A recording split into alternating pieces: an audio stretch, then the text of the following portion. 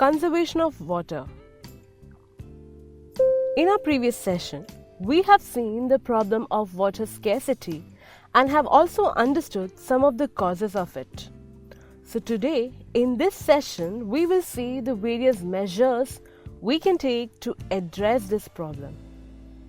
But before we start, friends, just imagine if it has been told to us that there will be no water supply in our homes for 2 days, then how will we be using the water available with us?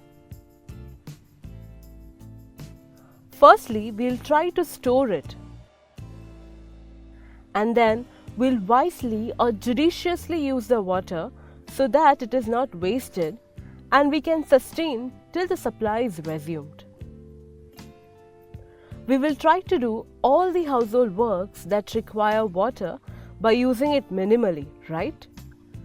So even in normal case, when water is readily available and we use this water to its minimal, the problem of scarcity simply won't arise.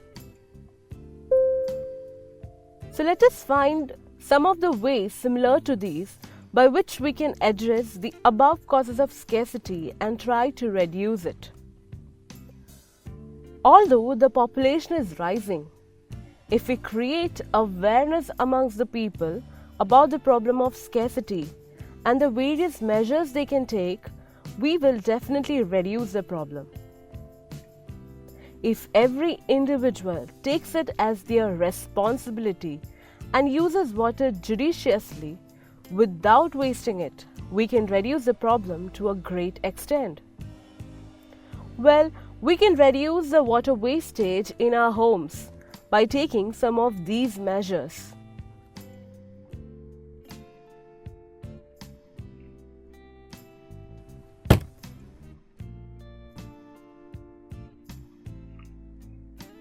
Further, the water usage at industrial level can be minimized by using non-potable water, and the various processes that require more water can be changed or substituted with the ones that require less water. Water should be recycled and reused. Water used especially for cooling purposes should be recirculated.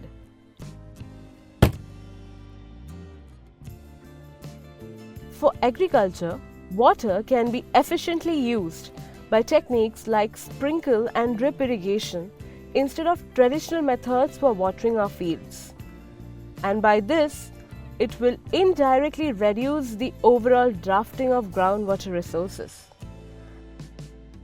Night irrigation practices may be introduced to reduce the water loss due to evaporation. Moreover, timely and need-based irrigation should be done to further reduce the water loss. The best example of a country using these irrigation facilities is Israel. Despite the fact that the climate of Israel is not naturally conducive to agriculture, it is highly advanced in the field of agricultural technologies.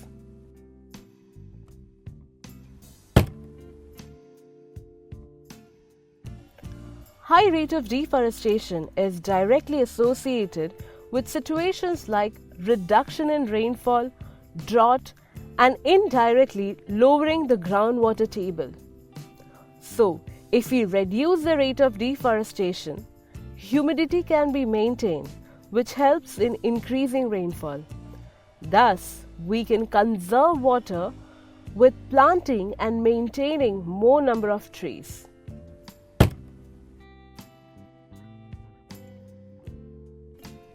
Further, the problem of pollution can be reduced by treating the effluents before discharging them into any natural water bodies.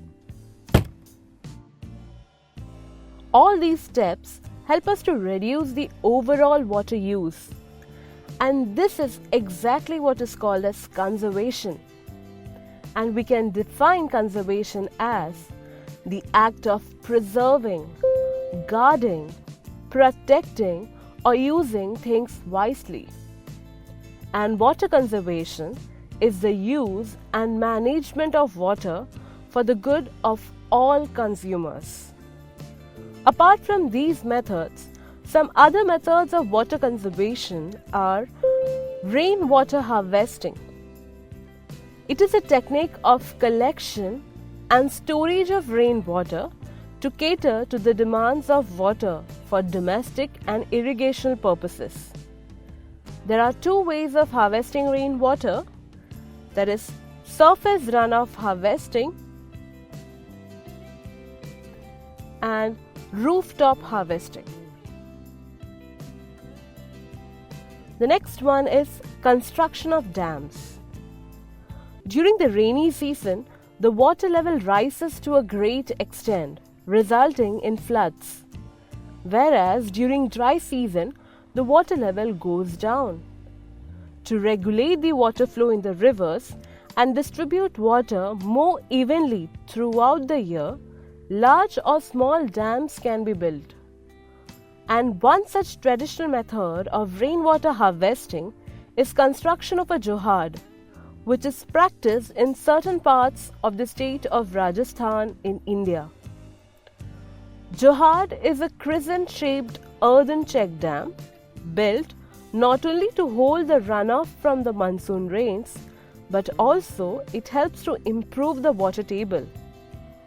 And it was through this traditional technology that Mr. Rajendra Singh, also dubbed as the Waterman of India, and his companions of an NGO, Tarun Bharat Sangh, helped to transform the lives of thousands of villagers in India's one of the most arid regions.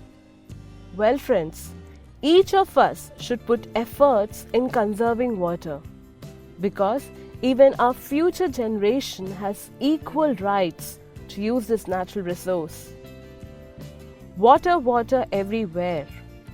Try to save it if you care. Thanks for watching this session. If you have really liked this session and found it informative, do hit the like button and leave your valuable comments. Till we meet the next time, keep watching, keep learning.